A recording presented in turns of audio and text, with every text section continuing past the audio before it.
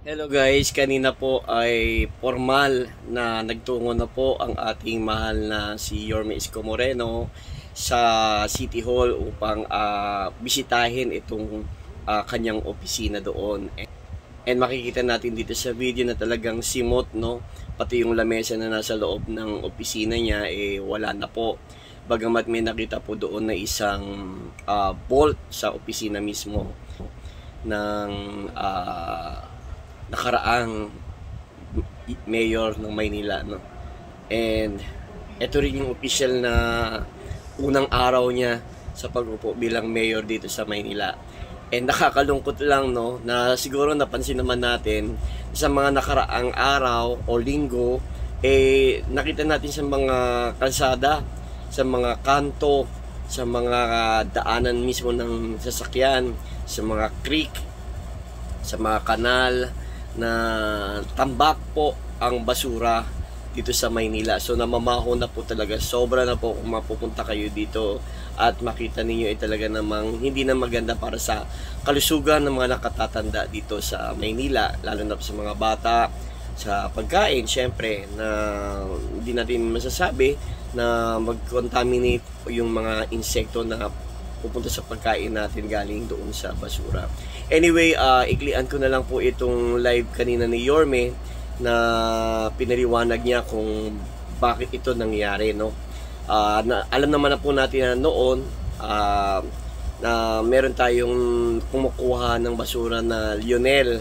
Ito ay matagal na po talagang kumukuha ng basura dito sa Maynila. Bata pa ako, nakikita ko na po itong Lionel na silang naghahakot ng basura dito sa Maynila. And dahil hindi ito nabayaran ng nakaraang administrasyon o ng mayor dito sa Maynila noong 2024, December 31 na lang yata 2024 yung kanilang huling serbisyo. Hindi na kinaya ng Lionel na magserbisyo pa kasi nabaon na po sa Maynila ang utang ng humigit kumulang 500 million ang utang po, no? So anong nangyari, humanap ng alternatibo o ng ibang maaring kumuha. So pumasok itong dalawang tagahakot ng basura natin. Yung nakalimutan ko yung pangalan. Basta dalawa po yun na pumalit dun sa Lionel. And sa kasamaang palad, naggawa rin sila ng letter na by this day, June 30, 2025, ay hindi na po sila maghahakot o hindi na nila gagampanan yung kanilang trabaho. Kaya from District 1, 2, 3, 4, 5, 6 na mga distrito dito sa Maynila, wala na po talagang maghahakot ng basura. So ano pong ginawa ni Yorme? So unang araw na pag-upo niya, basura agad yung kailangan solusyonan. Kasi talaga namang malala na po talaga, sobra na pong dami ng basura sa kalsada.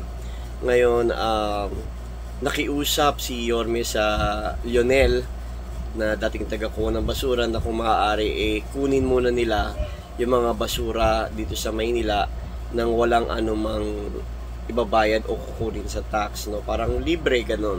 So siguro nagawa ito ni Yorme or naging desisyon ito ni Yorme para na rin siguro na plano na siguro ni Yorme na bayaran. Kasi kung ito total po based dito sa kaniyang live, kung ito total po yung kabuuang utang natin sa tatlong tagahakot ng basura, yung Lionel, yung Pelico, at saka itong Manila Solid Waste Management, no, na umaabot na po kulang-kulang 1 bilyon, 950 million. Yan po yung bungad na problema o yan yung bumungad na problema po kay Yorme na kailangang solusyonan kasi talaga naman nagre-reklamo na yung mga batang Manileño, yung mga taga Manila na grabe na talaga yung basura dito sa Manila. And alam niyo naman si Yorme, hindi yan mahilig magsalita, no?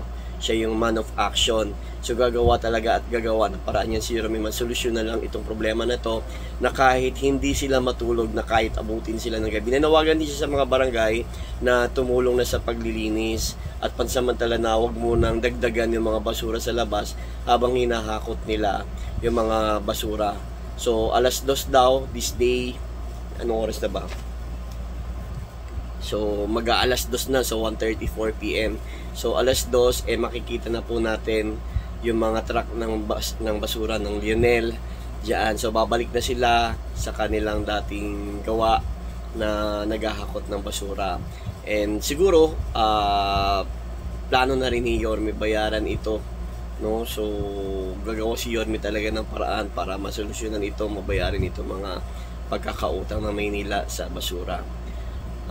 Hindi na niya tinignan yung political political rivalry, no, yung kanilang so wala nang turuan, wala nang sisihan. Ang kailangan talaga is action na gawan ito ng solusyon. So yan si Yorme talaga, no, talagang makikita na natin siya starting today na gumagawa at nagtatrabaho talaga para sa mga Manileño.